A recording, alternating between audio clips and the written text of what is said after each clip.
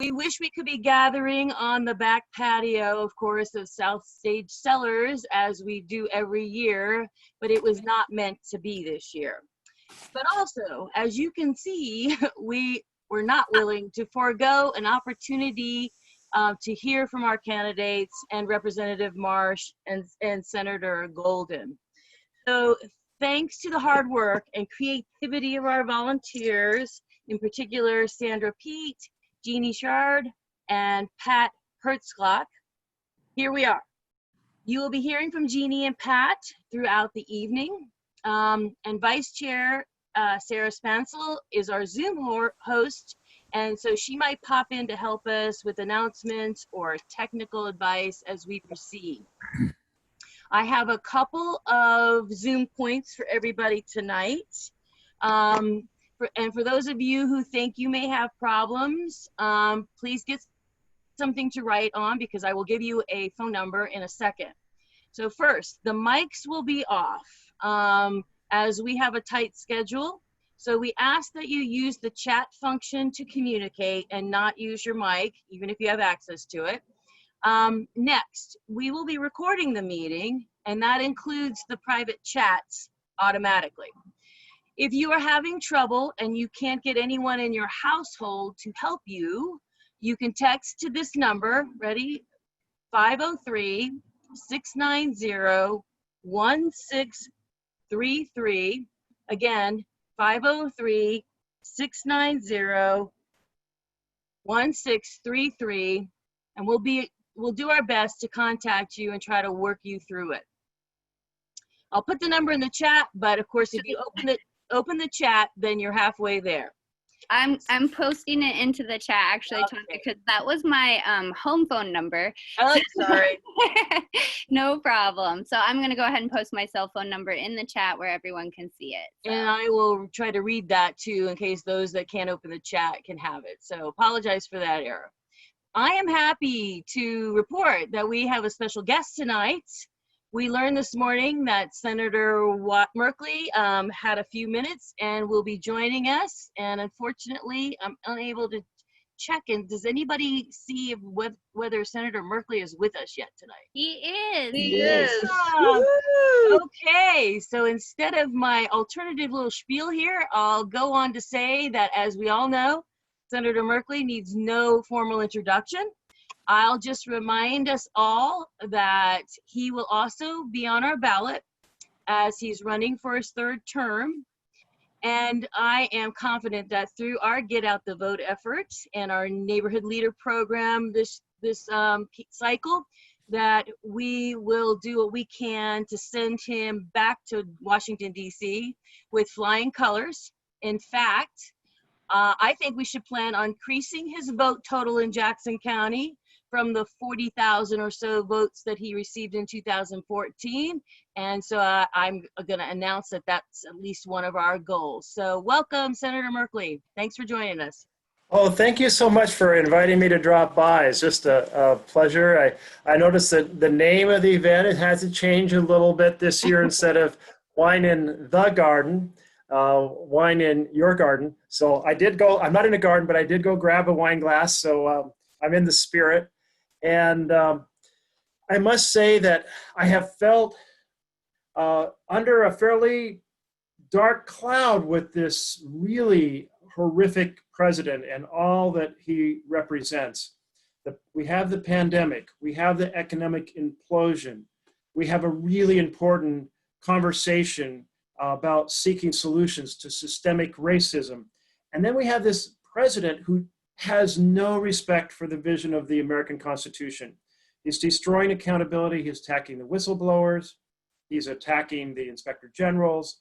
He's attacking the ability of Congress to do oversight. He's attacking the free press that tries to help make sure Americans understand what is happening. He's dividing American groups against American groups. These are all the tactics of really an authoritarian style dictator. We have to send a resounding repudiation of Trumpism this November. Up and down the ballot, East Coast, West Coast, North, South, we just have to blow it out of the water. and send a message that will reverberate for generations. I'm excited now. Like I said, I felt under kind of the cloud and the pressure of all that was going wrong and the frustration of trying to stop it. But now I feel like we have momentum. We just have to do everything we can to build towards November. Here is a couple of the pieces of the puzzle I'm thinking about. Of course, the Oval Office matters enormously.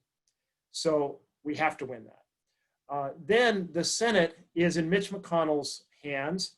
And think about what he has done this last 3.5 months. It's 3.5 months since the House passed the HEROES Act to provide us invest in the 3 big tools to taking on the pandemic.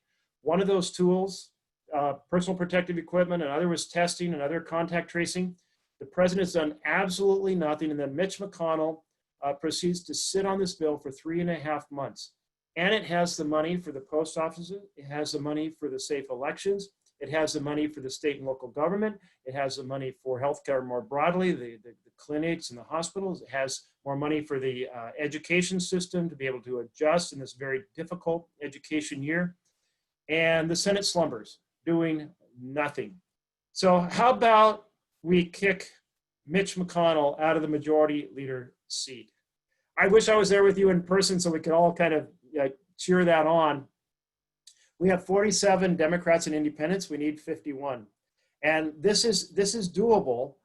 Just to give you a sense of why I feel so encouraged, we are even or ahead in Maine, North Carolina, Iowa, Colorado, Arizona.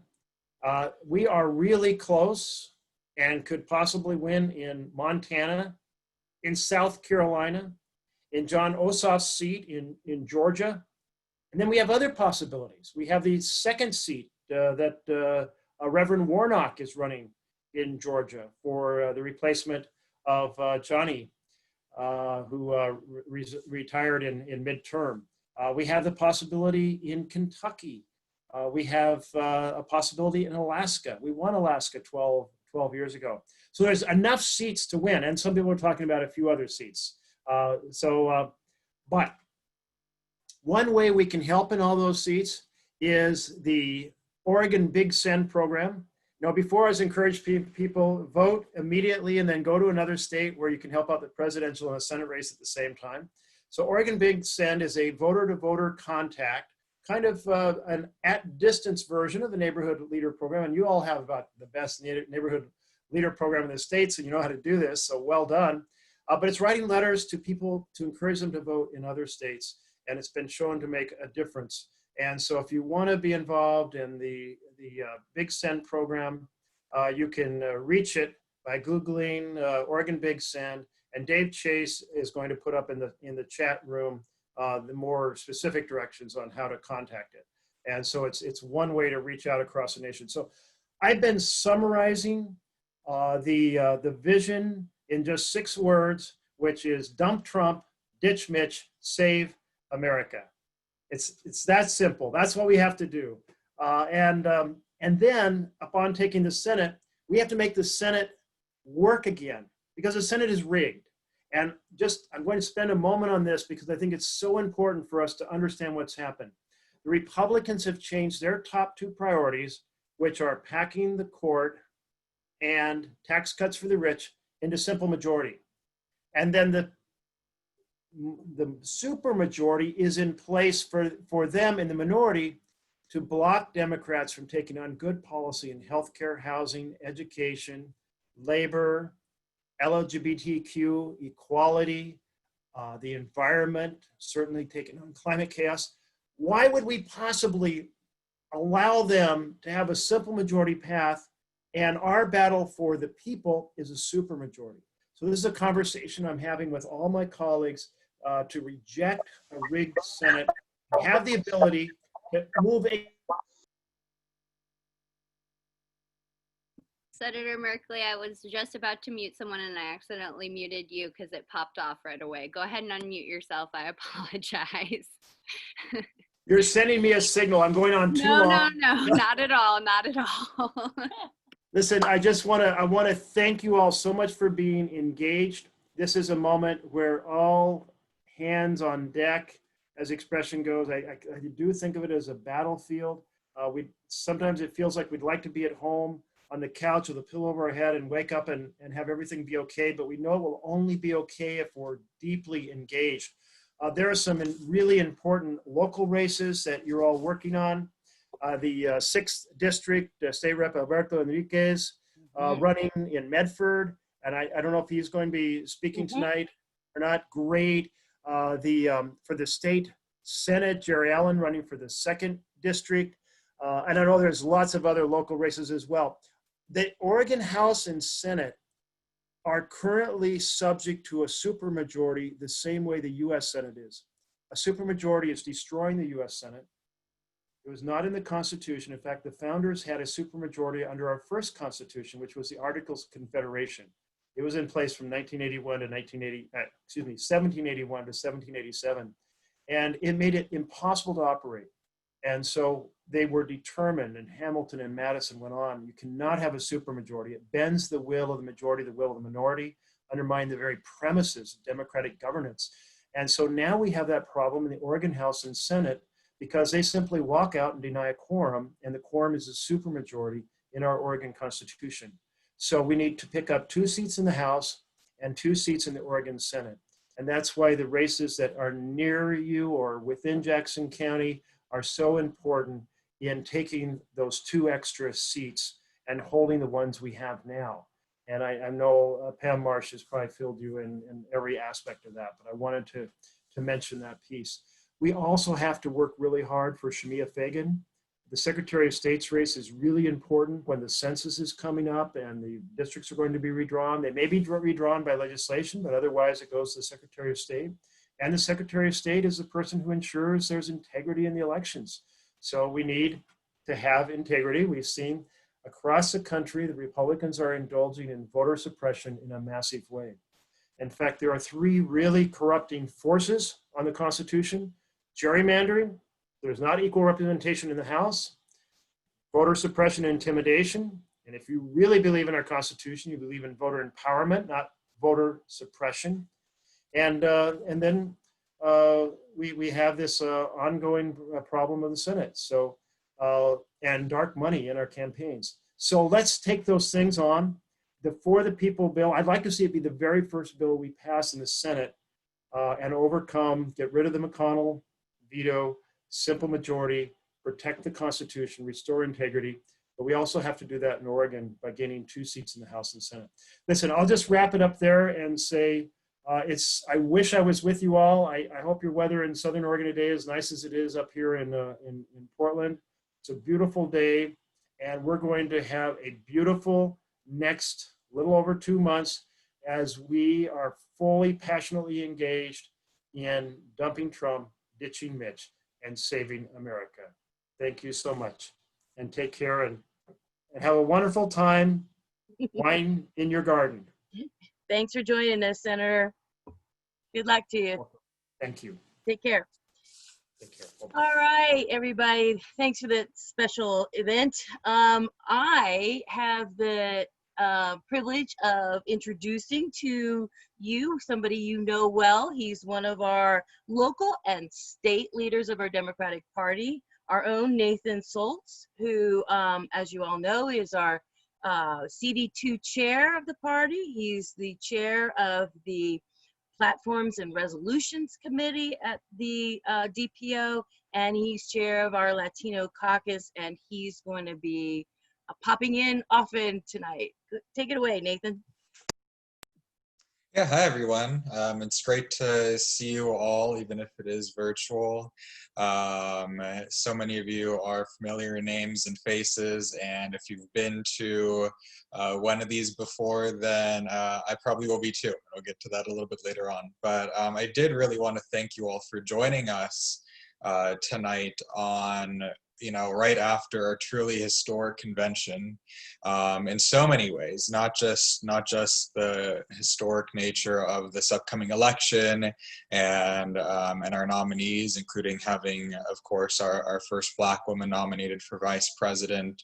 But if you all watched it as I did then you heard from our national leaders and Democrats across the country on how important this election is. I had the honor of being a delegate this time, as I was in 2016. And while the delegate experience this time was obviously very different than it was for me last time and for delegates in conventions past, the fact remains that by having it virtually, so many other Democrats were able to get involved and experience exactly what it would be for a delegate to experience. And having, from the comfort of your own living room, seeing one-on-one what's going on with Democrats across the country. I don't know about you all, but I really enjoyed how they did the roll call vote this time, and getting to see our Democrats and our friends from across the country cast their votes in their own backyards. So I hope that you all got something from that convention, that you're all coming tonight as hyped up as ever to elect Democrats up and down, emphasis on down the ballot. And we're going to hear from some really great candidates tonight and from some of our local elected officials tonight. I'm so glad we had Senator Merkley on, and as he noted, we have him in addition to Secretary of State Shamia Fagan, which is going to be our biggest pickup opportunity. The SOS race in Oregon is the biggest red to blue flip opportunity in the country. That is a seat that Democrats need to get back, especially in an election year where the Secretary of State very well may single-handedly draw what Oregon's districts will look like. It's critical that we pick up that seat. We're also going to have to send Ellen Rosenblum back, the country's best attorney general, back to office, and keep Tobias Reed in as our state treasurer. So many elected officials from the top of the ballot that we won't be hearing from tonight, all the way down on these critical local races that we will be hearing from. I also, and this is where you all usually get to see me, is at the end of the night where I get to ask you all for your money. And I will be doing that again, so don't fret. But I'm also going to be starting the night by asking you for your money too, to try to keep things lively. We're actually starting off, and we'll be checking in with Patt Herdklotz, who is our great fundraising chair, throughout the night, to kind of give us an update so you all can donate as you hear things that inspire you, and then give you what you need to hear to open up your checkbooks and be generous to us in this difficult time. Because while door-to-door knocking is not happening, campaigning is still full-blown, and because of the virtual world that we're living in now, it's kind of more expensive than ever. So as you hear the critical importance of this, I'd encourage you to donate, and Pat will be giving us an update throughout the night. However, to start, we do have a very generous $500 match from Peter Sage. So to get the night rolling, and again, I encourage you to donate throughout the night, I'm going to see if we have anyone who's willing to match Peter Sage's $500. And in exchange for the first two people who do, I've been informed that we have the best Biden for President signs you can buy this side of the Mississippi. And Jean Shuard is holding it up in her screen right now. So if you want to have two of these Biden signs that are very hard to get, not many people have them around here, I would ask for anyone who's willing to pledge that, and please do so in the chat. That's who are going to be handling donations tonight. So if you want to pledge to donate, please type it up in the chat. In the chat box, you will also find the link to the Jackson County Democrats Act Blue page, which is where you can donate, in addition to the P.O. box is on that page if you'd rather write a check. So if there's anyone who is willing to get the night started by pledging, I see we have our first Biden sign already spoken for by Michelle Blum Atkinson, matching Peter Sage's $500. Thank you so much, Michelle. I look forward to seeing that sign in your lawn. And Rob Hirschbeck, I believe is how you pronounce your last name, Rob, another $500. So we have our Biden sign spoken for, and we have our first $1,500 now to start off the night. At the end of the night, like I said, I'll loop back and we'll do our traditional ask, or get asked for your money again. And as you again feel the urge to donate, as you hear from our candidates, please please do so. Oh, I see from Eliza and Brad that I may have missed another 500 from the Talberts.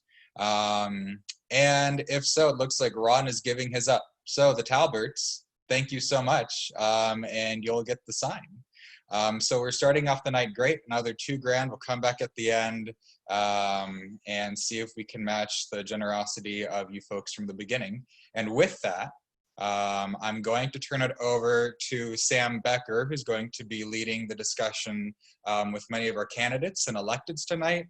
Sam and I first met when we were both interns with the Jackson County Democrats back in the 2014 election, which seems like a world away now. And Sam is now the campaign manager for Alberto Enriquez, which is of course one of our best pickup opportunities for a state house seat in Oregon. So I'm gonna go ahead and turn it over to Sam, who's gonna lead the discussion now. Sam? Hey all, thanks so much for that introduction, Nathan.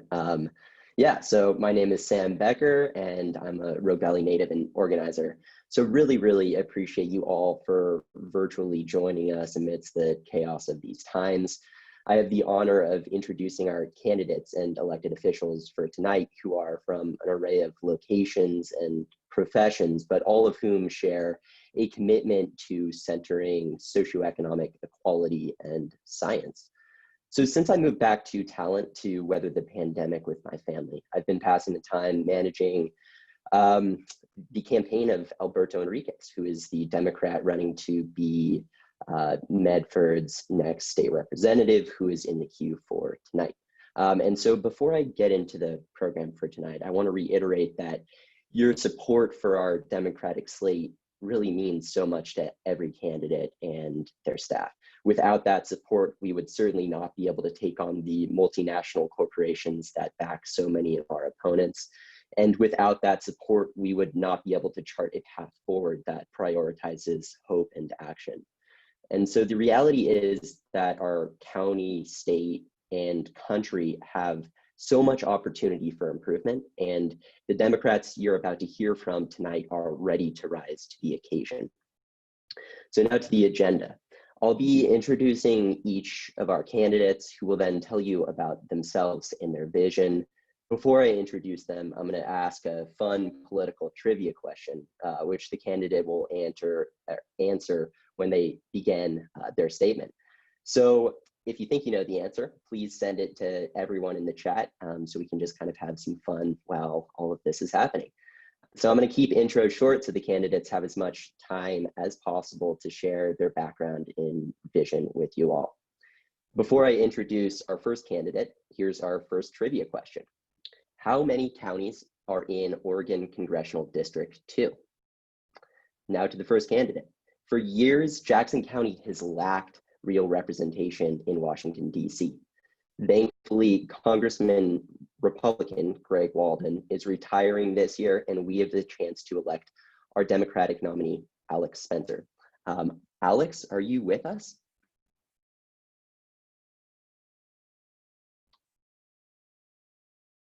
So I'm not sure if Alex is with us. Alex is. I am right here. Hi. Oh, Alex. Getting the phone to unmute. Yes. Hi. How are you? You. It's good to see you, Sam. So should I answer the question? Are we ready for that? Seems like it. Okay, so there are 20 counties in, I'm going to try and get out of all the wonderful pine shade here. There are 20 counties in Congressional District 2, and I often talk about the way to describe it is everywhere from Ashland to Hood River to Idaho. So it is 94 square miles bigger than Oklahoma, which matters a lot to me because I'm from Texas, and every time we can do something bigger than Oklahoma, it's a good day. So so that's what it is, and it is an amazing adventure to be able to have the opportunity to travel and talk to folks, and of course that's becoming more and more limited. And and difficult. So these forums, these conversations with you guys are just worth so much. And I'm drinking this like it's juice because it's juice. So don't worry, I won't fall over it by the end of the night. So just so you know, yes, Mr. Walden is stepping down, and yay, thank goodness. And so for the first time in a very long time, we have a very real opportunity to turn Oregon blue. And how exciting is that? And then the icing on the cake, I will be the very first woman to represent Oregon's Congressional District 2. And in a world that there are so few firsts left, it is fitting that 100 years after women were given the right to vote, we will have the first woman representing Congressional District 2. So it's really, really, really exciting. I was asked to say how I got into this, what motivates me to do this. And for me, it's all about spreading the concept of positive, thoughtful, peace-creating communication and really ending the divisiveness in Congress. That is my major goal. And one of the things, you know, a lot of folks ask me, they say, hey, what committee do you want to be a part of in? I look like a Borg or something here with all of this. Anyway, what committee do you want to be a part of when you get to Washington? And there are a lot of committees that I would love to be a part of. What I'd really like to do is create a congressional committee on communication. So folks can get in a room, talk through an issue, really hold more than one idea at a time, and find the way to communicate, to understand that we are much closer than we think we are. And we need all of the voices. We need to know what everyone needs, what is important to everyone. And when I am your Congresswoman, I will be your voice in Congress, from ranchers to Republicans, from Democrats to shop owners, to women who choose to stay home with their children, to women who choose to rise the corporate ladder. It is so incredibly important that we have someone to reverberate the voices of Congressional District 2, of Eastern Oregon, of those who live rural, who live in the shade of the pines. It is so very, very important that we get everyone's voices heard. Thank you so much for having me this evening, for giving me this platform, and for letting me share wine in the garden with you, wine in our gardens with you. And please give to this very, very worthy organization. They are amazing. They have given my campaign wonderful support, and I know that they're supporting so many other campaigns. And while I'm at it, let's talk a little bit about the pandemic. And there are folks tonight that are going to have trouble making rent this month. They're going to have trouble eating tonight. And on my website, Spenser2020.com/campaign resources, you will find a list of organizations on the front lines of the pandemic who are working to make sure everybody is taken care of. And that's what we need, because everyone deserves to be cared for. And while you're there, make a donation to Spenser 2020 as well. Thank you all so very much. It's lovely to be here, and I will relinquish the stage. Thank you. Thanks so much, Alex. Okay. Jeannie, over to you. Thank you. Thank you, Sam. Hey, you guys have been so generous. We're so, so grateful for everybody's support. And it's now time for us to give you a little something. We're going to pull some raffle tickets for some of these great prizes that we have. And the first thing we're raffling off is some wonderful drink that's called a Perry. It's a type of pear cider made right here locally. So I've got 2 bottles of that. And who's gonna get it?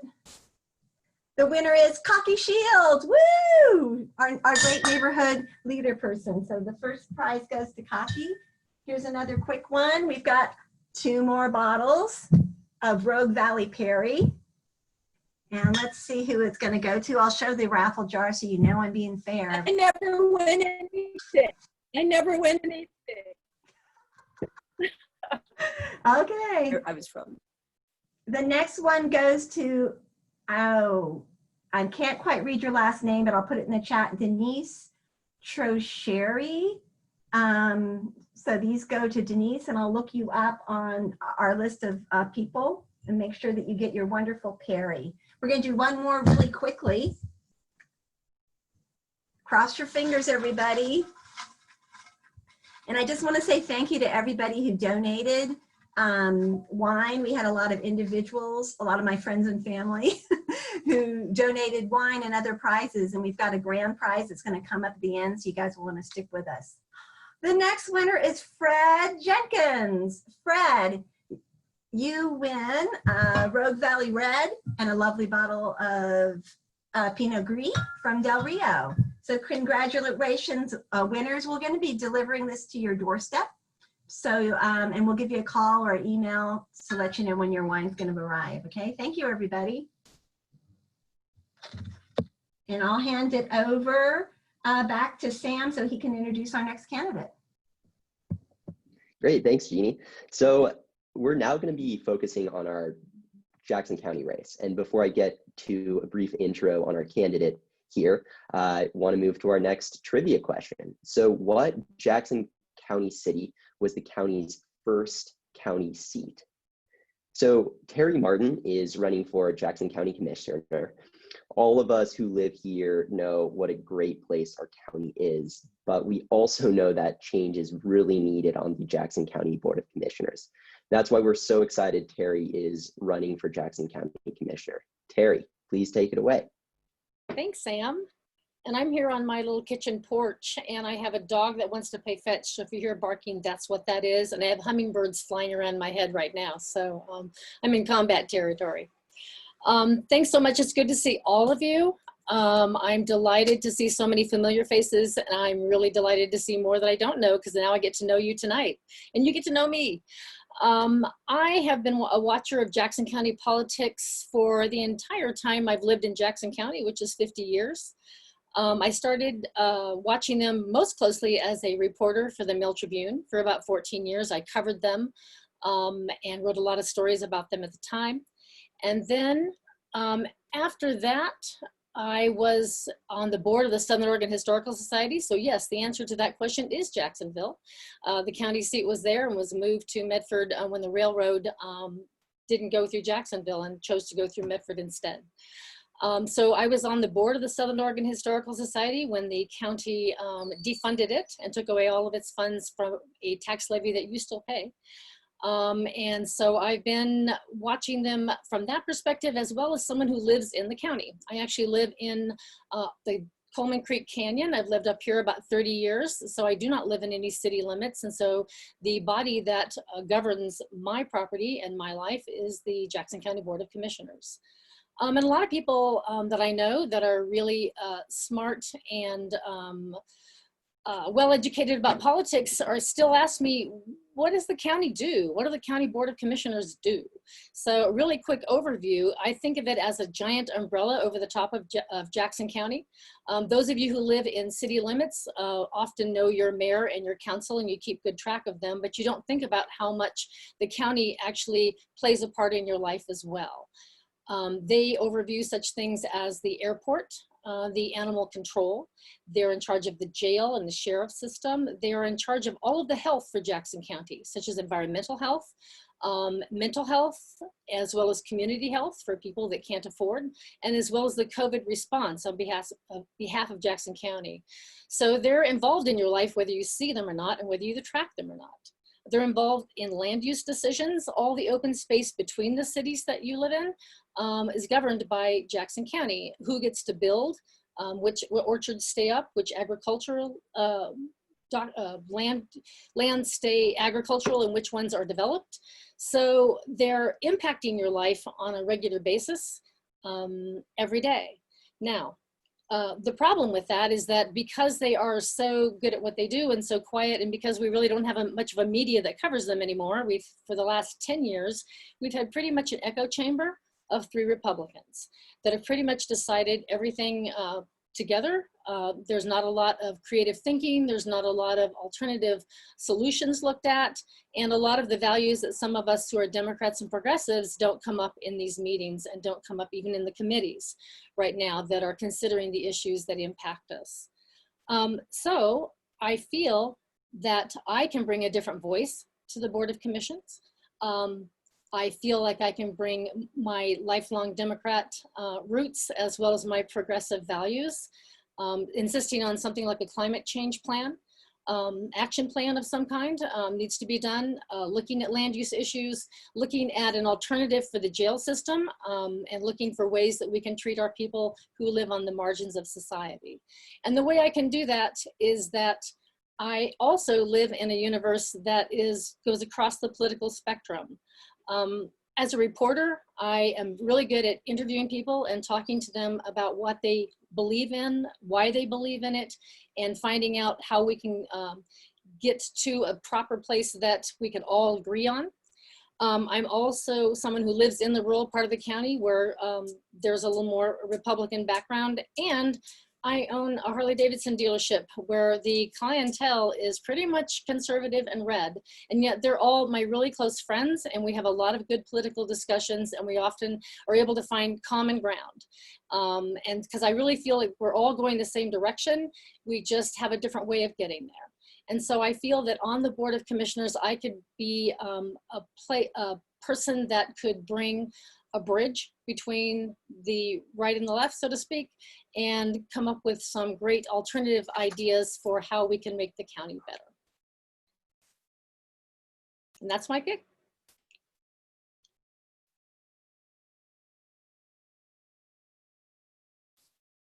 I'm going to put my information on my website in the chat box for those of you who want to join in and see more about me and to support my campaign. All right, thanks, Terrie. That was awesome. Everybody's really excited about your campaign. So thanks for joining us. It's time to give away some more wine. Cross your fingers, folks. Let's see who our winners are. All right. All righty. Nathan Soltz. I hope I'm pronouncing your last name right, Nathan. And I'm probably going to have to check your ID. Sorry. Anybody who looks under 30, we got to check your ID. And Nathan, if you're over 21, we've got a lovely bottle of Grizzly Peak and Oregon Pinot Gris. So congratulations, Nathan, and thank you so much for helping. Thank you. Tonight. Believe it or not, I am over 21, so I will enjoy that in my backyard. You'll get to that age when you're really happy that somebody asked. All right, the next is this lovely bottle. My friend Mark and Jill Iaconelli's donated this nice, and they know their wine being of Italian heritage. This extra large bottle is going to go to some lucky winner. Let's see who it is. Bob Sergi. Bob, you get this lovely bottle, and I hope you'll share it with someone. Okay, we're going to do one more really quickly. We've got 2 lovely bottles from Cooper Mountain. One is a Pinot Gris and one is a Pinot Noir. Or as they say in Texas, peanut no ear. Here we go. Bill Mansfield. Congratulations, Bill. All right, folks, I'll put the winners in the chat and just don't worry, we're going to deliver the wine to your door. Thanks so much, and I'll send it back to Sam so he can introduce the next candidate. Awesome. Thanks, Jeannie. So now we're going to move to our state representative and state senator slate. Before I do so, though, another trivia question. This one is, what year did Democrats first gain a supermajority in the Oregon House of Representatives? While you're mulling that over, I'm now thrilled to introduce Alberto Enriquez. Alberto is the candidate running for House District 6, which includes most of Medford. Alberto, please take it away. Okay. Well, great to see all you fine Dems here at the garden party. I'm Alberto, and I'm running to represent all of Medford. We call it the Alberto for Medford campaign, like Food for Less, because it has such a diversity of foods in there and such a diversity of clientele, and it's kind of like Medford, and that's what we aspire to be too. We have a truly wonderful city. We're at the heart of what the license plate used to call Pacific Wonderland when I was a kid, and does so again. We've got great schools. We've got tremendous projected growth, and sadly, right now people are hurting. Lots of people are hurting, and they're uncertain about where food's going to come from, where housing, whether they're going to be able to make rent or hang on to their mortgage, and whether they'll be ever able to get back those jobs that are disappearing. And we were already in a pretty tough spot as far as our homeless population, because 10% of Medford's school children were classified as at least technically homeless, having a no safe, secure, or permanent housing. And that was before COVID-19. And climate change is real, and we do need to get on the stick and do something about it. It's hitting us so hard everywhere we live, in farming and timber, in sport fisheries, in our offshore fisheries, and tourism and water resources, and indoor and outdoor entertainment. Since March, the pandemic hasn't made life any easier either. More than 80,000 newly unemployed Oregonians have applied for health care through the Oregon Health Plan. Their hopes of going back to work are being threatened by the fact that both large and small businesses have had a downturn, and our nonprofits, which usually see people through difficulties, are now themselves in difficulties, and it's estimated nationwide a quarter of them will go under. I hope that doesn't happen here. We've got some truly excellent nonprofits like Access, Maslow Project, Kids Unlimited, and they're absolutely essential to addressing the needs of children and families. Next year, I've read that the projected shortfall is going to be about $3 to $4 billion. So 2021 doesn't promise any easy answers. There's not going to be any magic wand. But unlike my opponent, I'm not going to run out when things don't go my way. I'll be there every day and help make those tough decisions to protect, as I say, all of Medford. Many of you already know that I was a child refugee, and I came here with my family, 10 children. And fortunately, along the way, my family got the help that we needed to get a chance to shine, and we did. And ultimately, 5 of the 10 children obtained college degrees. 3 others served honorably in the military. And wow, my brothers and sisters were so diverse. One was a Boeing machinist, another was a federal bank examiner, another was an award-winning woodworker. We're a motley crew. American opened so many paths to us, and America received in return. We brought many talents. Immigrants, it needs to be said, I'm surprised that it does this this late in the game, but immigrants don't threaten America. They built it once. They can help rebuild it now. So we should be taking care of those who come now, and who are working even now in the smoke to take in our crops and to plant trees. And we desperately need that. I'm being told that it's time to wrap up, but I'd say happiness is in the Constitution of Oregon. we're not there to tell people about the virtue of selfishness. Free governments are instituted by the people, quote, for their peace, safety, and happiness. And right now that means don't throw a single family out of their homes. We keep the Oregon health plan healthy so everybody gets taken care of. We create those green jobs that will employ people today and allow future generations to thrive. And it also means working to dismantle systemic barriers to equality and perfecting further our criminal justice system so people don't just get put through the mill over and over again when they really have homelessness or mental illness is the problem. And we can build a better world. I'm hopeful that this is a change year, and I'd say look for our proposals on our website, Alberto for Medford. Join us. Thank you.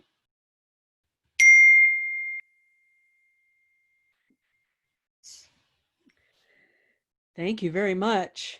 I'm Patt Herdklotz. I'm the chair of the fundraising committee. I like to think that we're going to put fun into fundraising.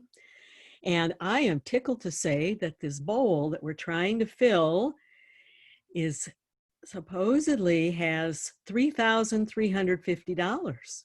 But as you can see, it's still kind of empty. It needs a lot more. So keep those grickles coming in. Thanks.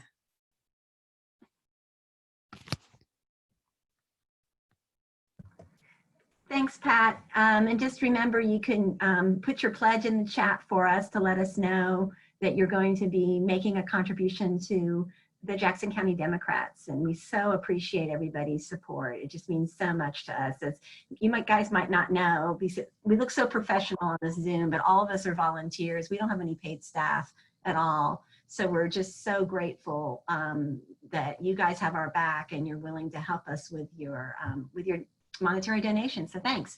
And now it's time for a couple more prizes of wine. I've got 6 bottles here. I'm just going to quickly draw names. First two, Christine Schumacher. Oh, my good friend Christine. Woo! Very good.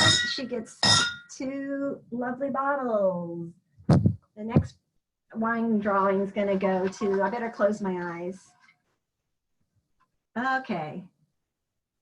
Marilyn Hawkins. Marilyn Hawkins is a winner. She's getting some Jan Chris and a lovely bottle from Dancing Vineyards. Yay! Thank you, Marilyn. One more to give away. Let's see what we got.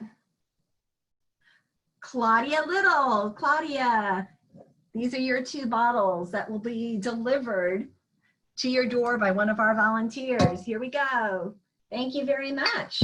Okay, I'm going to send it back to Sam for our next candidate. Thanks, Jeannie.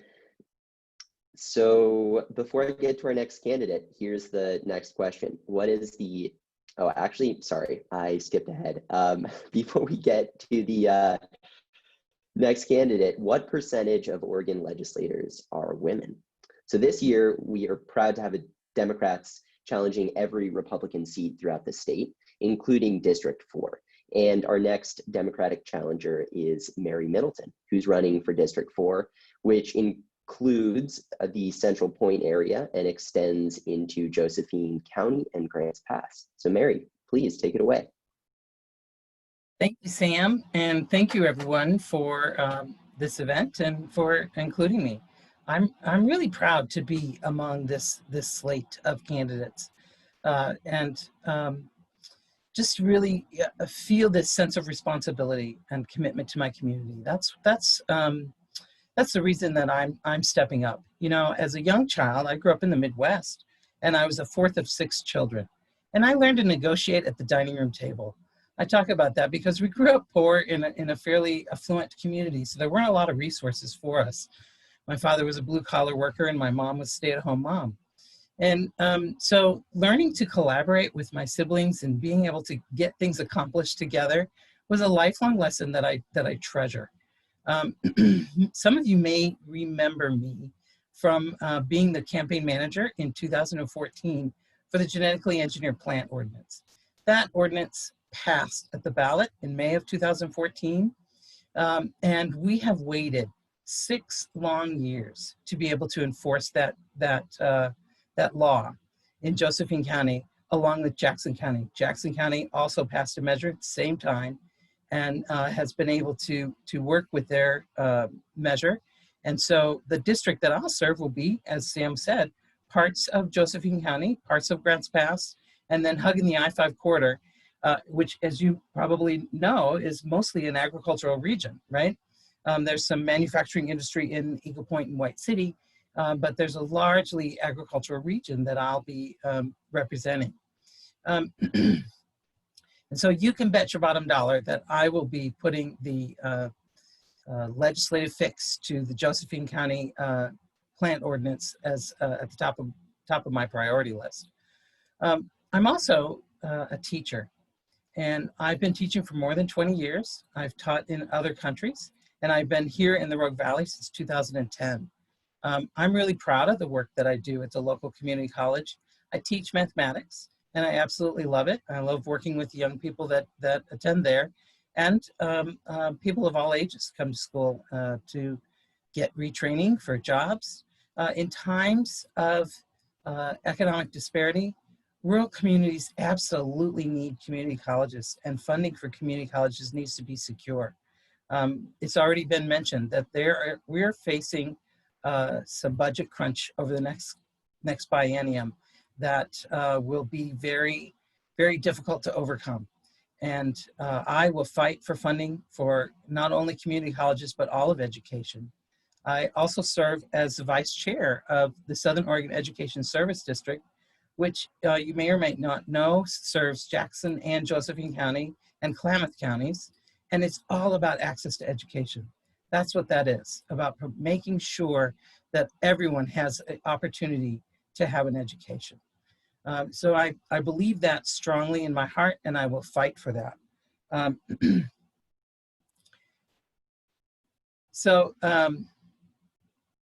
I've been endorsed by the Oregon Education Association. I serve as the president of the faculty union at the community college.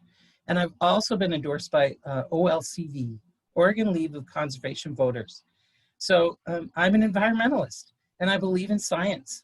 And we absolutely are facing a climate crisis. And my opponent, Dwayne Stark, was rated by OLCV, and his rating was a 10%. Well, it doesn't take a mathematician or a college teacher to tell you that that is definitely far below an F, right? You got 10%. And they have endorsed me as a candidate, and I'm very proud of that endorsement. And I've also secured the independent cross nomination, which I'm also proud of, and I think will serve me well in this race in District 4. Those are a lot of the things that I stand for, and I encourage you to look up more about me on electmary2020.com. And I think I just want to thank everybody. And I'm getting the please wrap up, so I was just about out of words. It's wonderful to be here, and thank you all for being part of this. And yay, let's all go blue in November 2020. Yay. Thank you, Mary. That's awesome. We're so excited about you stepping up to run and being yet another new voice that we need in Salem, especially from down here in Southern Oregon. So thank you so much. The next raffle prize is really unique for you people with a historical interest. We had one of our members donated this really cool historical photo that's nicely framed of Medford, which will be just really nice for anyone with a historical interest of Medford. And I'm also going to throw in, with some of our raffle prizes, we have these great masks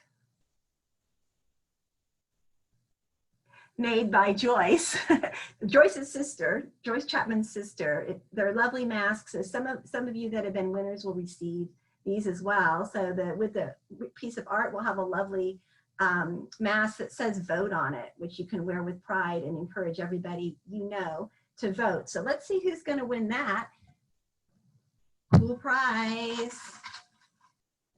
And the winner is Ken Case. So Ken, you win the historical art print and a mask by Joyce. Yay. Getting back to wine, I've got 4 more bottles to give away, so I'll pull 2 more tickets. We've got Stephen Brown as a winner and Carrie Tronson. Thank you very much, guys. And just remember, make those pledges so we can fill up our bowl and we can help send people like Mary and Alberto up to Salem. Thanks so much. And I will turn it back to Sam. Great, thanks, Jeannie. So now for our next question. What is the largest town in District 55? And so this question brings me to introduce our next candidate, Barbara Fontaine, a candidate for state representative who is running in the 55th district, a very rural district that covers more than 1 county. Barbara, please take it away. Thank you, and thank you for putting this on. It's an amazing experience to be listening to all the other candidates in this district.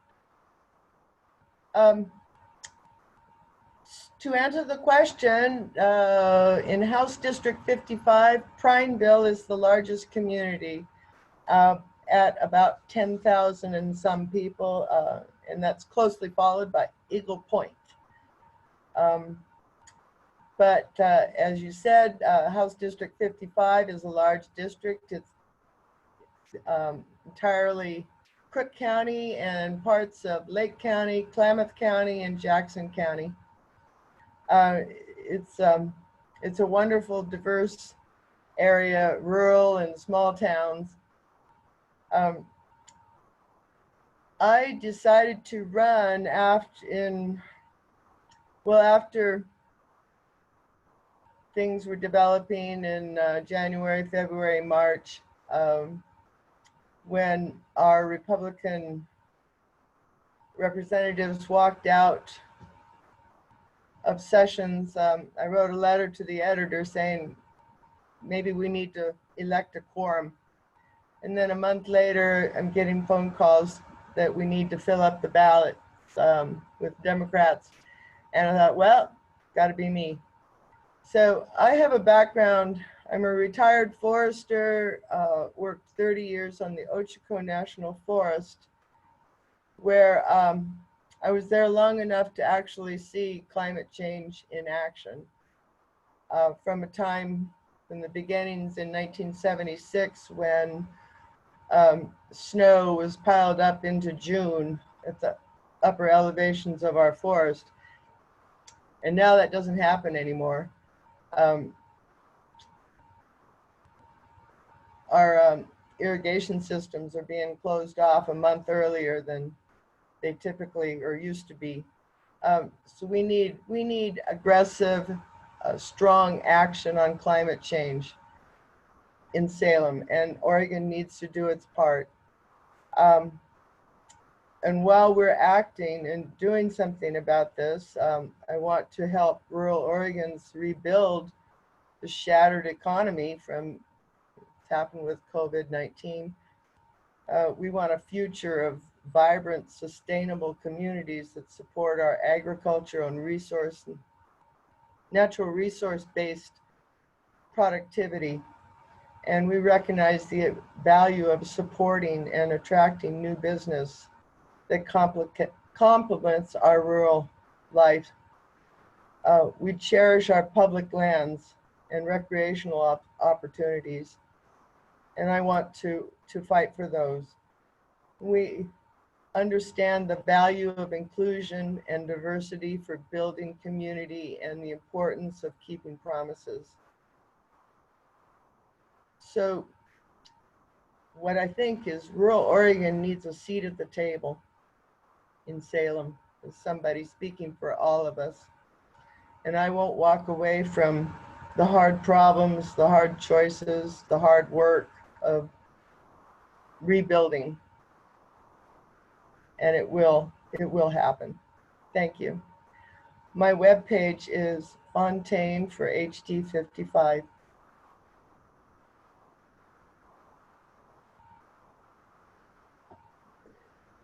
Thanks, Barbara. All right, so we've heard from the Democratic candidates challenging Republicans for seats in the Oregon House of Representatives. And before we move on to those challenging Republicans in the Senate, here's another question. So what holiday is also the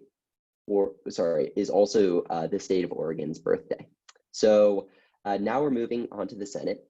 Hugh Palcic, Hugh, apologies if I'm mispronouncing your name, is another rural candidate running for a state Senate seat in a very rural district. Hugh, please take it away.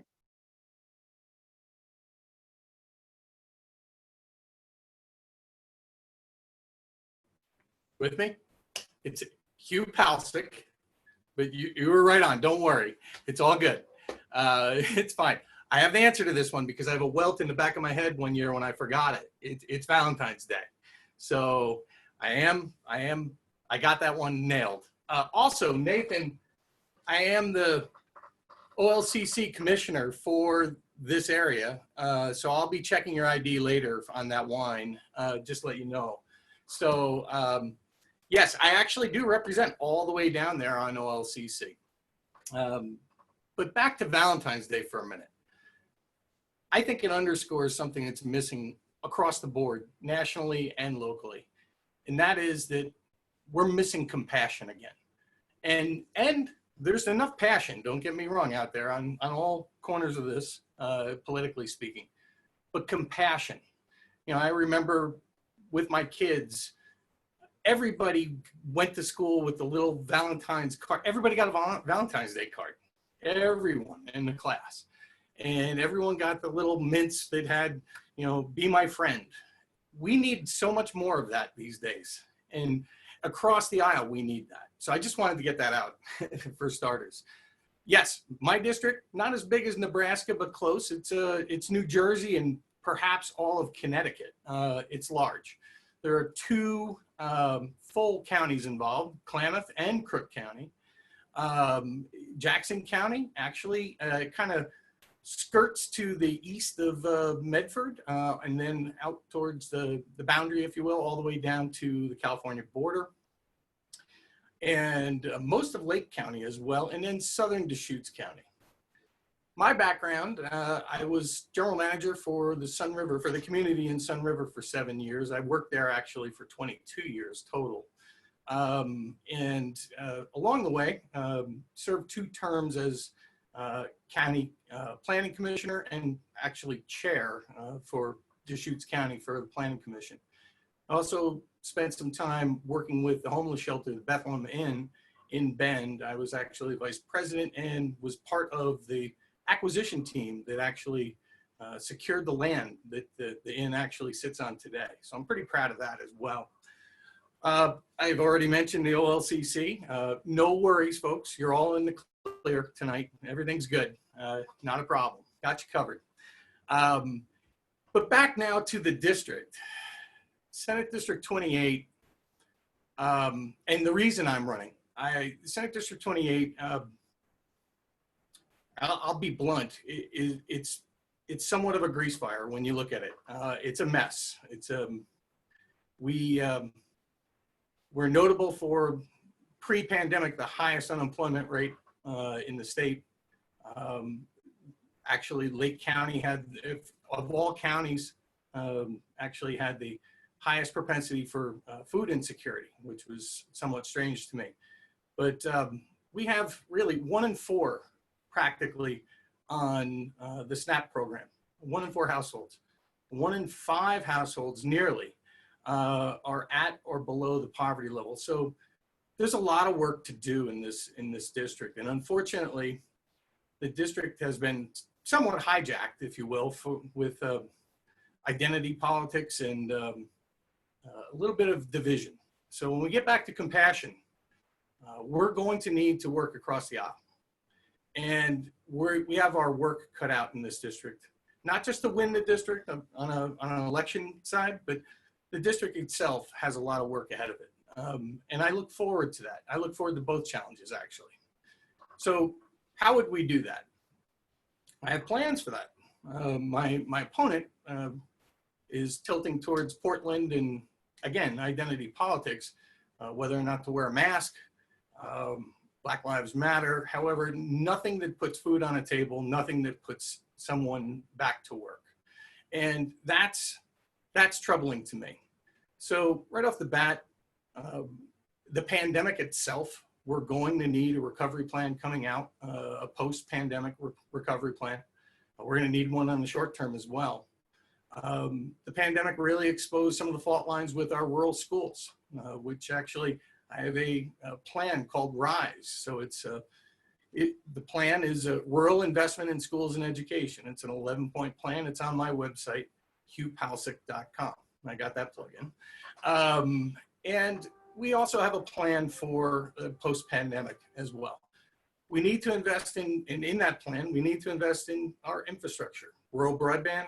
We also need to have renewable energy infrastructure, which I think would be a launching pad for this district. So I just got the buzzer. So that's where I'm at with this district. Please check out my website. There's a lot of work ahead, but we all need to work together. Thank you. Thank you, Hugh. Wow, we're so happy to hear from you and learn more about your district. And I just want to let you know, I just did have a birthday on August 17th, and I turned 29, so I'm all good with. Okay, 59, close enough. And also, I just want to have a shout out to Jan, one of our great Democrats down here. I had this idea that we could give everybody a bottle of wine who bought a ticket, but then Jan said, I don't think that's illegal. We checked on the OLCC website, and true enough, we couldn't do that. So we went with a wine raffle because raffles are okay, but we can't really function as a liquor store. So big shout out to Jan, who helped us figure that out and keep us out of trouble with Hugh. Hey, it's time for a booby prize, and I have these great hats. I don't know if you guys can see what it says. No more lies.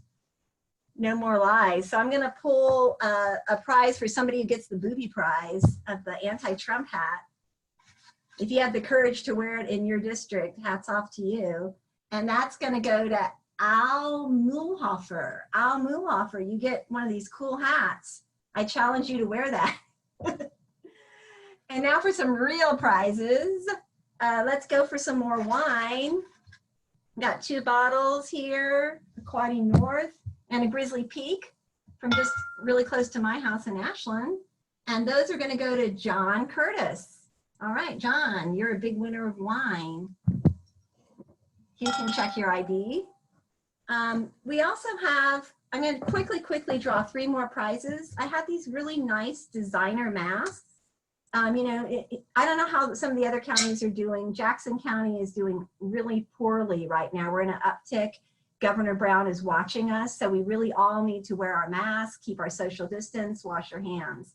So I'm going to pull 3 names to get these beautiful designer masks.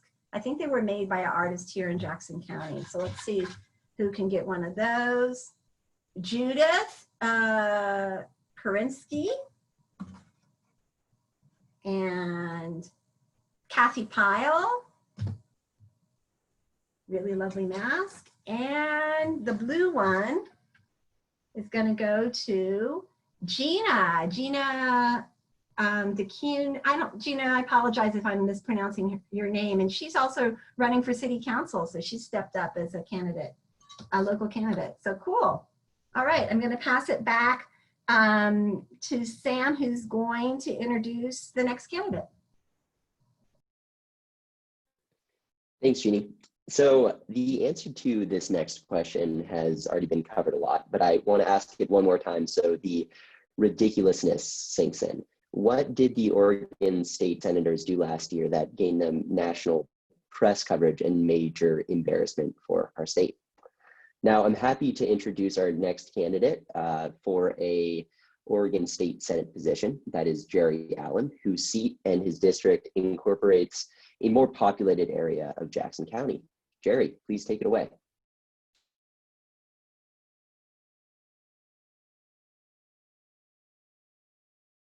Get this right. Can you hear me now? Yes, we can. Great, thank you. Well, you know, I want to start out with I'm so glad to be here. Thank you for offering this opportunity and to meet so many people. I want to make a couple of announcements, things that just happened in my campaign that I'm very excited about. I just received the cross nomination of the Oregon Working Families Party. So I will be on the ballot as their candidate for Senate District 2. I've also just received the endorsement of the Oregon Education Association, SEIU, Communication Workers of America, Planned Parenthood, the Oregon League of Conservation Voters, the Rural Oregon Climate Political Action Committee, and Sierra Club. So I'm very heartened by these endorsements. I am passionate about the work that we have to do on climate change. I want to tell you about why I'm running. I'm running because I believe that we need competent, caring, compassionate, cooperative leaders in our legislature. We face the greatest crisis that I've ever seen, both the pandemic and the economic debacle that went along with it, and the failure of our national administration to curtail it means it's getting worse. So we have a stark choice in my district. A cooperator like me who wants to work together, roll up our sleeves, reach across the aisle, do what needs to be done to rebuild Oregon. I call it Build Oregon Back Better, with a greener, more just, more equal in opportunity Oregon that emphasizes the kinds of things that our grandchildren are going to be proud of in terms of climate. We have a stark choice. My opponent, Art Robinson, is a naysayer. He's the grandfather of climate denying. He believes in abolishing the public education system.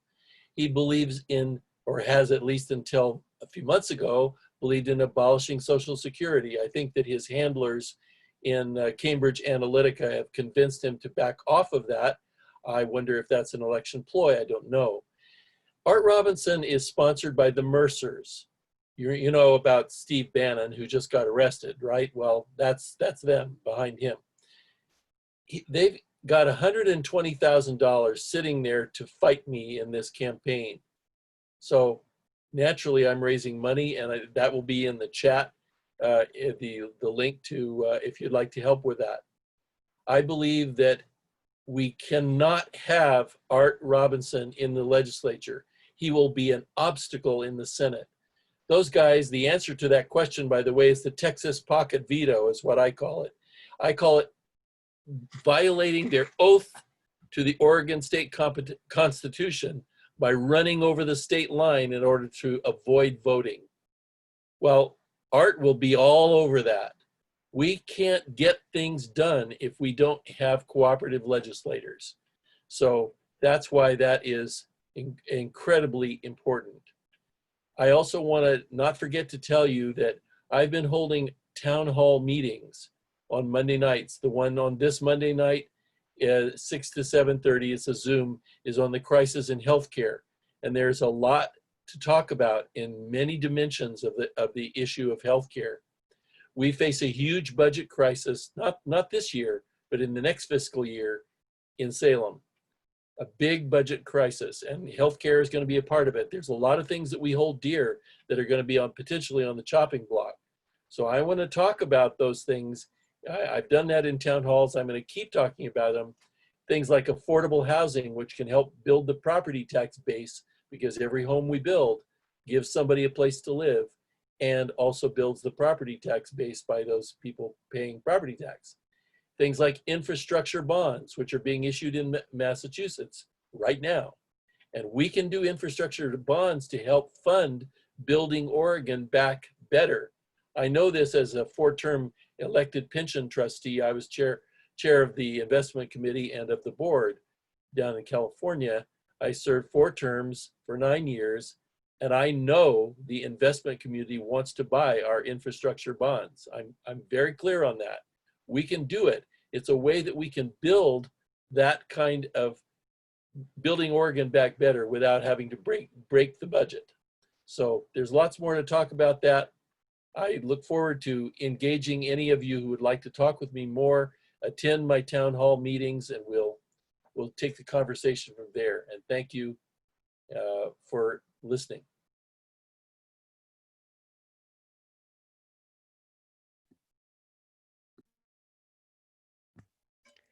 Love what we've been hearing. Well, it's creeping a little fuller. We're up about 4,425. Do I hear 5,000? Do I hear 10,000? How about filling this bowl? Let's put the funds in fundraising. It's so important. We have such wonderful candidates, and we have an opportunity to underwrite them because we know there's lots of money coming the other side. So please give everything you can. Thanks a lot.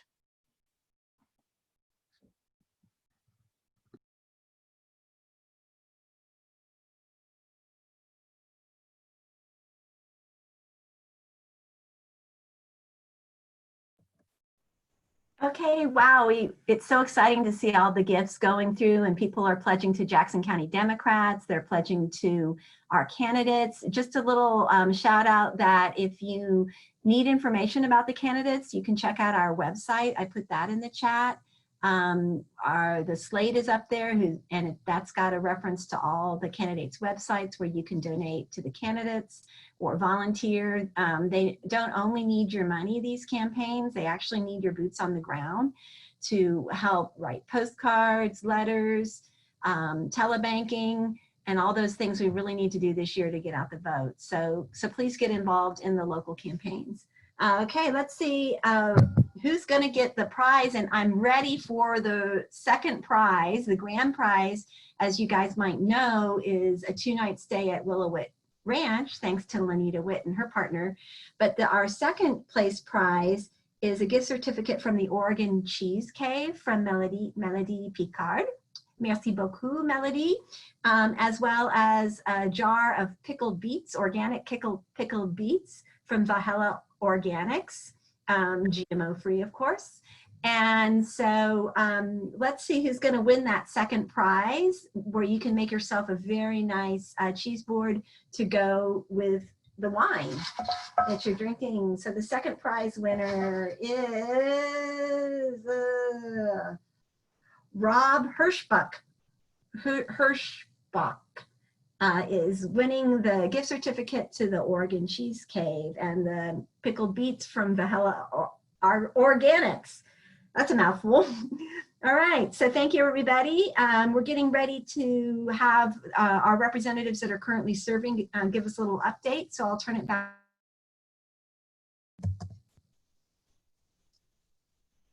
Great, thanks, Jeannie. So now going to be turning it over to Pam Marsh. Pam, as we know, serves as representative for the 5th District in the Oregon House of Representatives. Many of us know Pam well because she's often found in communities listening and talking with her constituents. Like all Oregon House representatives, Pam is running for re-election this year. So Pam, please take it away. Thank you. Thank you so much. It's so fun to be here with all of these Democrats. The fact that we have a Democrat running for every House seat and every Senate seat that's up for election this year is such a tribute to the enthusiasm of the voters and the willingness of people to step up. And we are so grateful to you for doing that. You know, we have been immersed for sure in this very difficult time. I was reflecting back a couple of days ago to the fact that I left Salem after a very truncated session because all those Republicans walked out on us on March 6th. At that point, we understood that coronavirus was settling into Oregon, but we had no idea what was yet to come.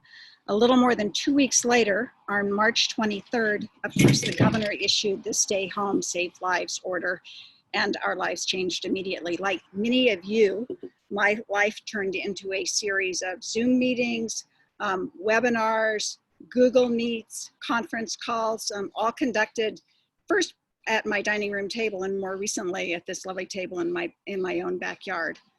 We know that the pandemic has affected nearly every sector. It's had a tremendous effect on the businesses, the small businesses that line our towns. Certainly it's had a tremendous public health impact with thousands of Oregonians having contracted viruses and roughly 450 having died.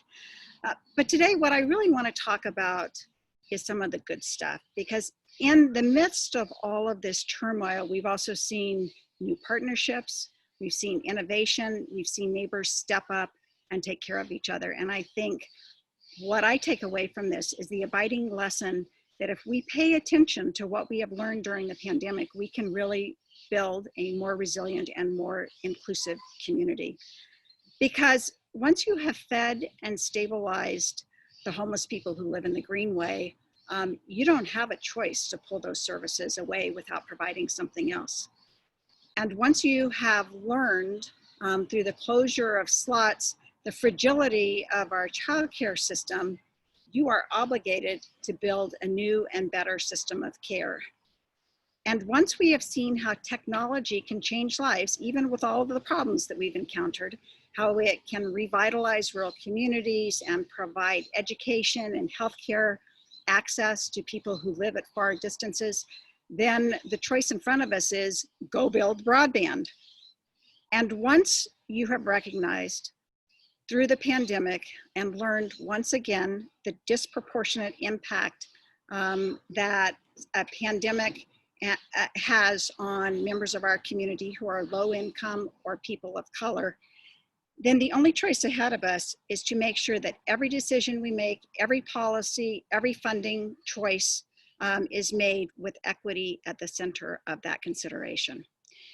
And once we understand that we can have a Jackson County Democrat fundraiser on Zoom, well, I guess my speech falls apart at that point, because I do not want any more of these Zoom fundraisers. What I really want, more than anything, is to be back with all of you in the garden in a year to come, seeing each other, hugging each other, hearing the applause that we're all pantomiming for this purpose, and once again stepping in to build a vital party.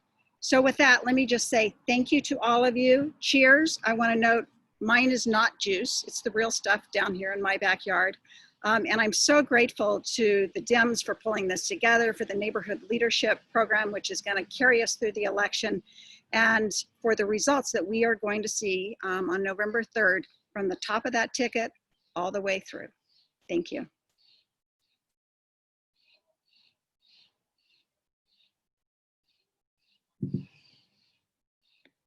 Unmute yourself. Thanks so much, Pam. So now I want to introduce Jeff Golden, who, as y'all know, serves as our state senator for Oregon Senate District 3. Many of us know Jeff because he has been actively involved in the political scene and in activism for decades in the county. Jeff isn't up for re-election this year, but we are so happy to be able to have an opportunity to hear from him this evening. So without further ado, Jeff, please. Sam, I'm so happy for the opportunity, and also happy that, unlike Pam, I'm not running right now. It's the greatest blessing of the Senate. Great to see you all. You know, I am in Salem in large part because of the work of many people on this call, and I'm really grateful for it. And I am really excited about the candidates we've heard from tonight. I just want to say I have a couple of, you know, I'm not going to talk so much about policy or where we're headed in 2021.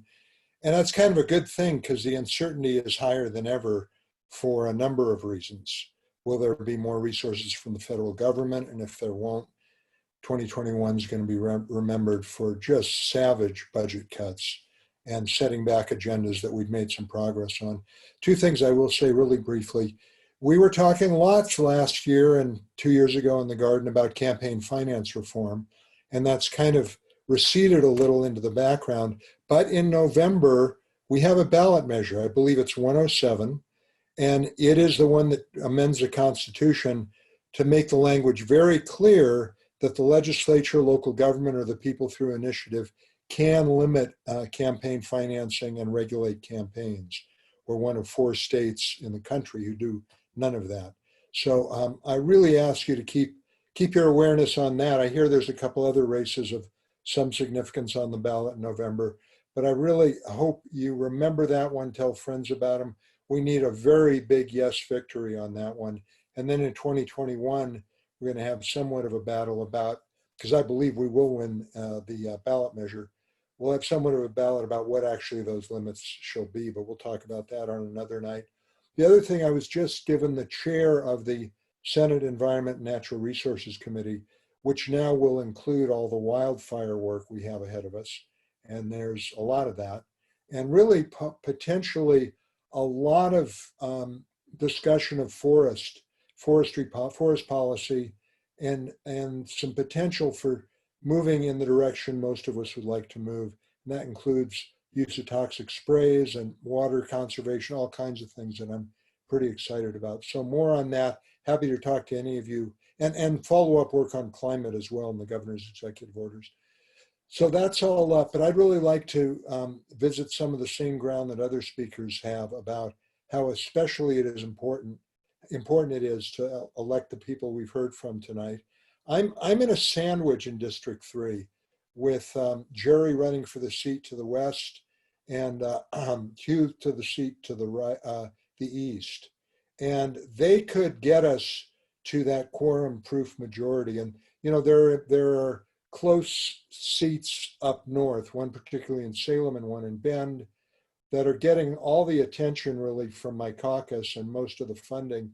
And I'm going to be honest with you, I think that the Democratic Party statewide underestimates who we are down here.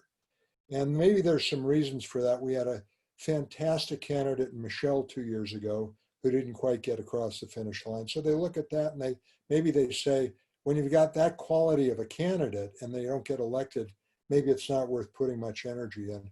Well, I really disagree, strongly disagree. We've got quality candidates. Both of them are running against people who really despise and undermine government. They just do, and make progress so much more difficult. And I really believe if people who are not that strongly attached to the Trump agenda look at the candidates, that these 2 men can be elected.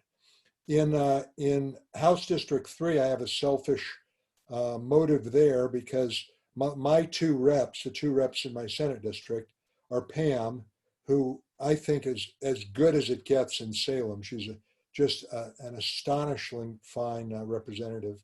And then in the Medford seat, not so much. And someone who has really worked hard against the kinds of policies most of us are working hard to advance. And I think Alberto could make an enormous difference there. And it's hard getting attention for that race upstate. So in many ways, we're on our own down here.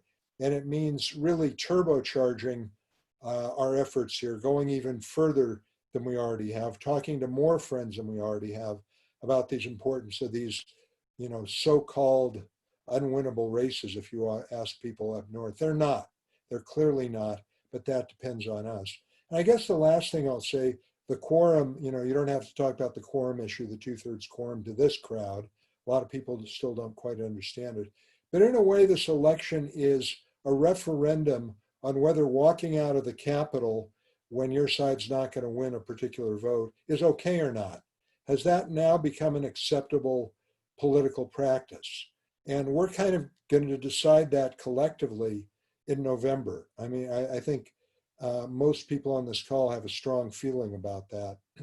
No, it's not. That's minority rule, not majority rule. But in some ways, you know, the candidates that, let's see, Jerry is not running against an incumbent. Hugh and Alberto are, and those people walked out. Barbara's opponent walked out. Mary's opponent walked out. Is that okay? That's what we're asking Oregonians. And God help us if they say, yeah, we've gotten to the point where that's a legitimate tool. So let's resoundingly say no, that's not democracy and we don't accept it in Oregon.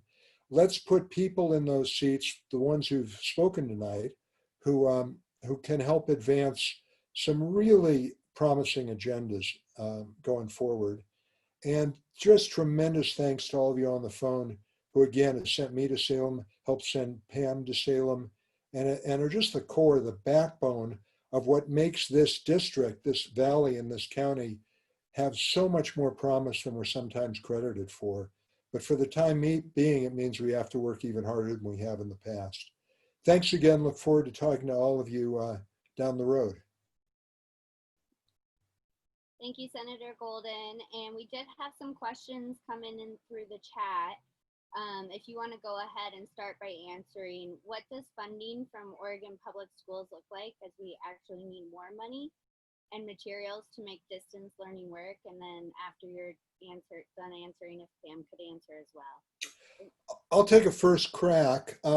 First of all, you know, what we just did, the budget balancing we did in this last session, last week, I guess it was, of all things, was a rebalancing of $1.2 million.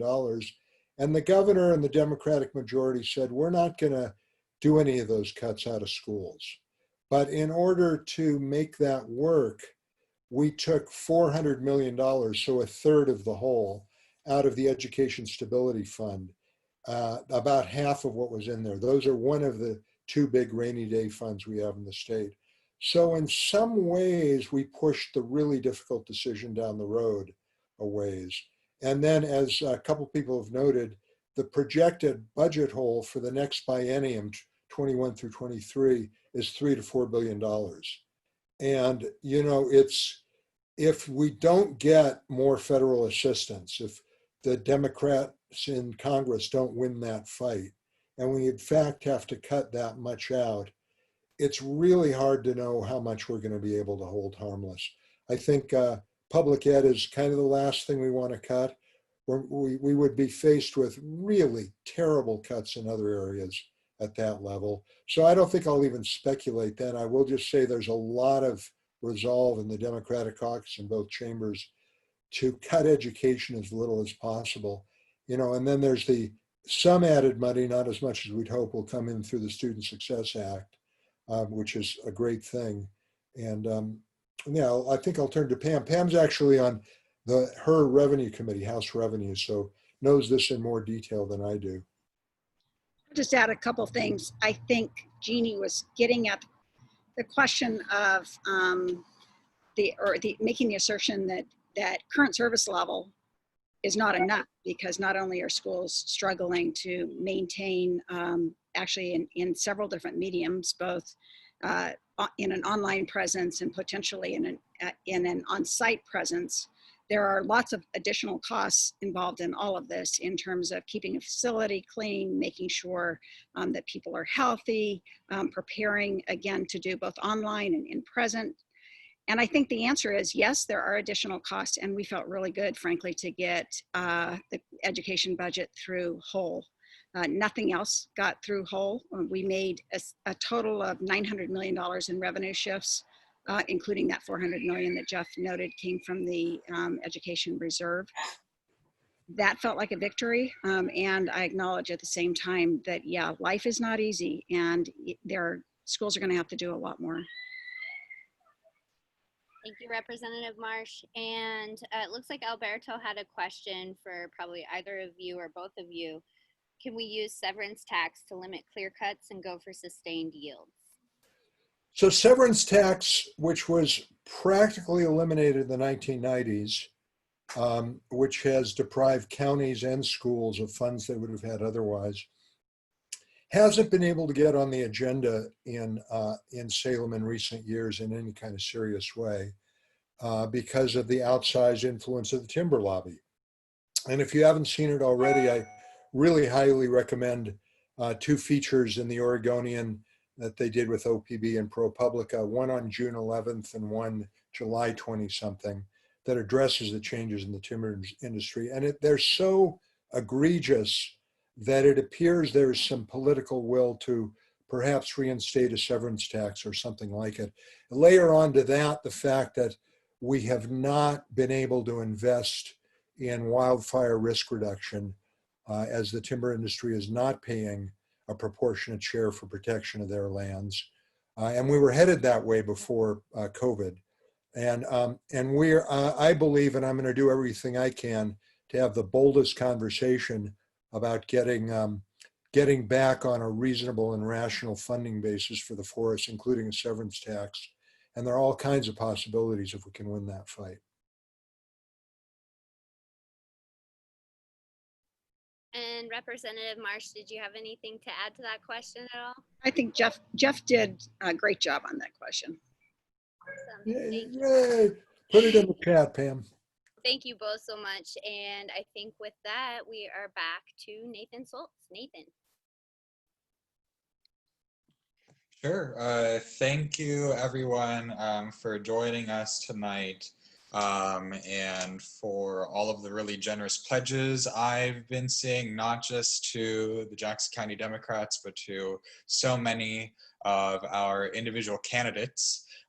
Since we did this at the top, and I was telling you all who donated, I just want to be sure you all know who's donated since then. We're sitting pretty at right about $5 grand pledged right now, and we're going to see if we can get that up before the end of the night. But since Michelle and the Talberts and Rob Hirschbeck and Ron Constable pledged at the start their $500, we had $500 from Jan and John Lim, $500 from Susie and Mike Bryan, $250 from Dave Gilmore, $100 from Sarah and Alberto Enriquez, $25 from Flavia Franco, $50 from Christine Schumacher, $100 from Allison Mandel, $25 from Fred Jenkins, $100 from Sue Densmore, $100 from Dave Rodman, from Barbara and Bob Gilkey, and this is a big one.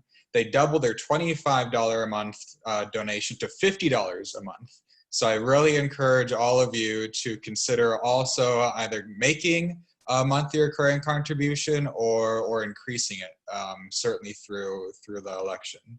We got $25 from Jerry Ventura, $500 from Ron and Claudia, $250 from Larry Vanderlind, $100 from Mary and Mark Renault, $200 from Jean and Jim Buck, $100 from David and Lori Sowers, and $50 from Autumn, Chadbourne, and Bart.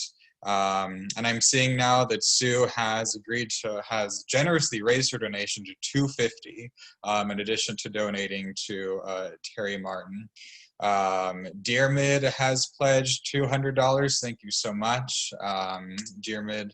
And let's see, I see $200 from Joanne Wiesel and $100 from Kelly Hill. I want to ask you all, if you're pledging $100 in particular, to consider $101, because when we're reporting these donations that are above $100, the name gets reported too. So we get to see individuals, how many individuals are contributing to the Jackson County Democrats and showing how many people are willing to back our cause. So if you're donating $100, I'd ask you to give that extra dollar. If there's anyone else who's willing to give $101, please let us know. Other big numbers, I want to be sure that you all are considering, when you're considering as we wrap up this night, and donating and help us get up a little bit more. We have 73 days until the election. And I know they all always say the most important election of everybody's lifetime. For me, I've only been able to vote in one. But as far as I can tell, this is the most important election of at least my lifetime. And we have 73 days. So if you want to pledge $1 a day, that's $73. And we, of course, at the top of our ticket is replacing our 45th president with the new and improved 46th president. So if you are considering an amount that's less than what we've asked for, consider maybe $46 as a signal towards the importance of getting in a new top-a ticket. I'm seeing from Patt Herdklotz has raised her $50 to $101. Thanks so much, Pat. Pat, of course, also helped put on this event as our fundraising chair. Thank you so much, Pat, for that. From Barbara Richard has pledged $101. Kelly Hill has pledged another $25. which I think brings us up to 125 from her. Kathy and Alan Journay, $101. I believe that's the Journays anyway. Let's see here, from Flavia, another to Terrie Martin's campaign. So you all should have all those great pledges that we're seeing go directly to our candidates. If you didn't catch your links in the chat, you can find all of them at jcdemocrats.org. All of our candidates are listed there. You just have to click on the candidates tab at the top and you'll find all of their information there to donate directly. I personally am Chief of Staff for Senator Lou Frederick. So I know it's as annoying to me to see people kind of make me sit in the Capitol for 8 hours a day with nothing to do because they decided they didn't want to do their jobs anymore. So if you could please send me and Jeff, a couple other Democrats, say maybe Jerry and Hugh, that would be great. I would really appreciate it. So I'm going to pass it off there. I see, and these donations will keep on coming in after I'm done too, but I see we have $101 from Kathy Foster, $101. Oh, that's Terrie Martin's. Joyce is sending it in. My mom, Patricia, who I think is sitting outside of these windows right now, has donated $40. Dan and Claudia, 101 as well. So thank you everyone so much for donating tonight. You know how important it is for donating also to the individual candidates. You know how important that is as well. So in these last 73 days, please keep up those contributions, keep up volunteering, phone banking, and with the Jackson County Democrats, even if you have contributed or if you are not in a position to contribute right now but still want to help, consider joining the Neighborhood Leader Program, which, as you heard Senator Merkley plug at the top of the program, we in Jackson County know how to do it better than just about anyone. We have an incredible Neighborhood Leader Program, and it is because of the hard work of all of you, so many of you on this call, that we're able to chip away at what the Republicans have seen as kind of the safety of Southern Oregon. To Jeff's point, making sure that the state party and others know that this is a district, that these are seats that are winnable, that we need to win to make sure that people here have a good representative. Somebody who now the baseline is just showing up to work, apparently. So sending those people in. I see $500 from Michelle Steffens, who I also think is outside right now. Thank you so much, Michelle, and everybody who's agreed to donate, for all of you who joined us tonight in this new virtual fundraising platform. Hopefully we can all meet together next year, like Pam said, and do this all in person. Maybe we might even be able to meet in November and celebrate that, but that might be a stretch.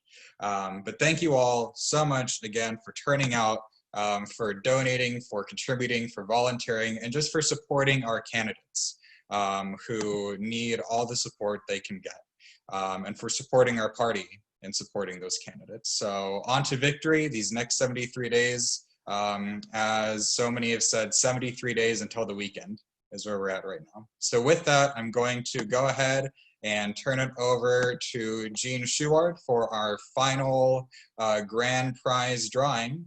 And thank you all again. Jean, go ahead. Nathan?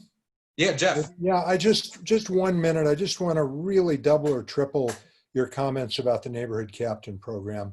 You know, I mentioned that I think Salem and Portland underestimate what we can do here and are looking at some old poll numbers when they choose not to prioritize races down here. They don't quite get the power of the Neighborhood Captain program.